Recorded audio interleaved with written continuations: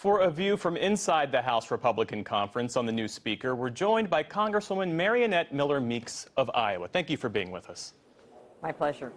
As we just heard, Mike Johnson was the architect of an effort to overturn the 2020 election results. Why was that not a deal breaker for you, given that you were someone who did not object to the certification of Joe Biden's election win?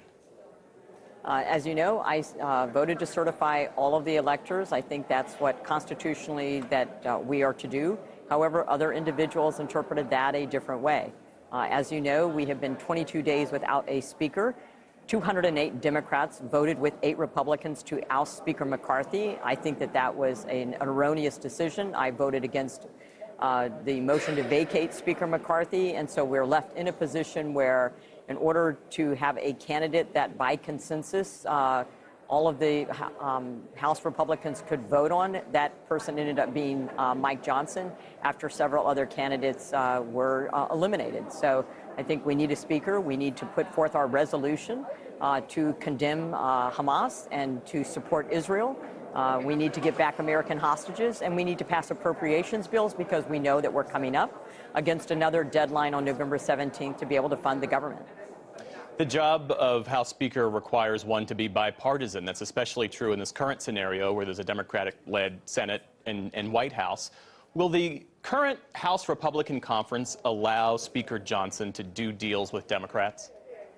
Well, I think that if you know Representative Johnson, now Speaker Johnson, he's a person that is very humble. He is willing to work with individuals. He is respectful of other individuals. And so I think, although we don't have a track record from him, I think that he is someone that puts the best interest of the country both in mind and in heart. And so I think that you'll see that displayed in action.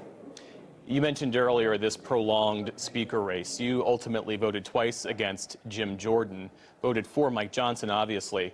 Mike Johnson is more genial than Jim Jordan, but he's no less a hardliner. He is on the far right of the spectrum when it comes to issues like reproductive rights, same-sex marriage. Why vote in support of Johnson and against Jordan? I had reasons for voting against Jim Jordan, and we sent out a press release to that effect. And I think we have yet to see how Representative, now Speaker Johnson, will be and what policies he'll put forward. So remember, we have a conference that has a lot of different members, and one of the jobs of the speaker is to gain the majority and protect their members. And so I think that there are a lot of voices in our conference that will be speaking with Speaker Johnson, and then that will help to direct where we go with policy. You received death threats for voting against Jim Jordan. How did that affect you and your view of extremism within the party? I think that, death threats are not acceptable no matter what party you are. And as a matter of fact, they're not acceptable if you're an ordinary citizen. And so I think that you move through that process, and if you have a rationale and reason for doing what you do and you feel that it's the best decision, an ethical decision for you, then you make that decision. So, I put it in the perspective of what is happening in Israel. And this is minor compared to what's happening in Israel, quite frankly. Looking ahead, lawmakers have until November 17th to come up with some plan to keep the government funded and avoid a shutdown. What is the path forward?